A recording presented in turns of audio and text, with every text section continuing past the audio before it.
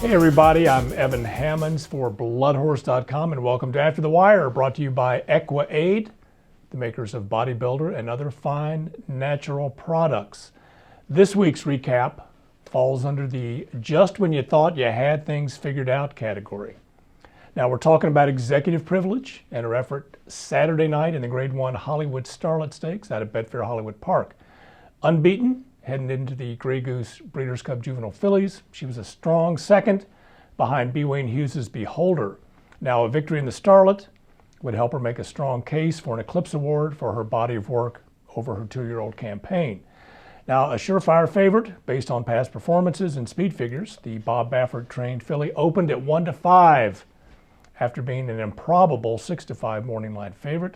She wound up going off at 2-5 and broke well from post 6, settled into third position behind stablemate Blonde Fog and the 54-1 shot Rhodium. Now, after a 23-3 opening quarter and a 47-1 first half, she appeared to be in the garden spot in the mile and 16th race. However, this garden came up a cropper.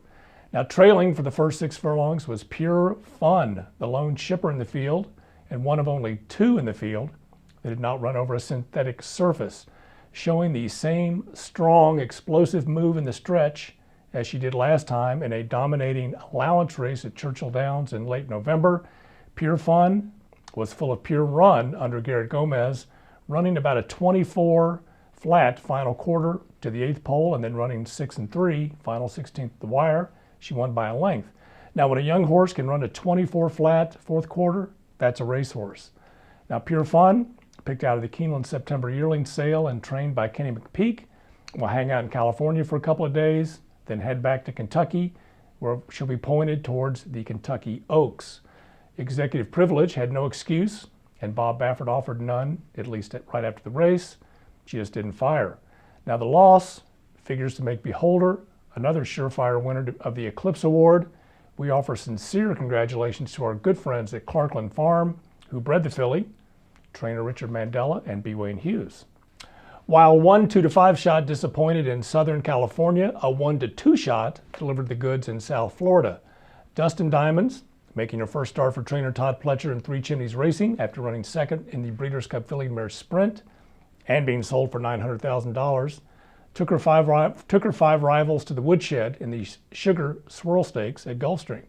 Now, ripping off a 22-4 opening quarter and then a 22-1 second quarter, she was able to draw off and win by 2 3/4 lengths. She figures to be a force in the filly and mare sprint division throughout 2013. And congratulations to jockey Rosie Napravnik for her stakes trifecta at the fairgrounds during the Louisiana Champions Day program.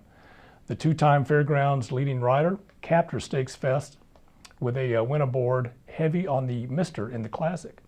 Now, Louisiana Champions Day was without Star Guitar for the first time since 2006. Our favorite Louisiana bred is being readied for stud duty at Clear Creek Stud near Folsom.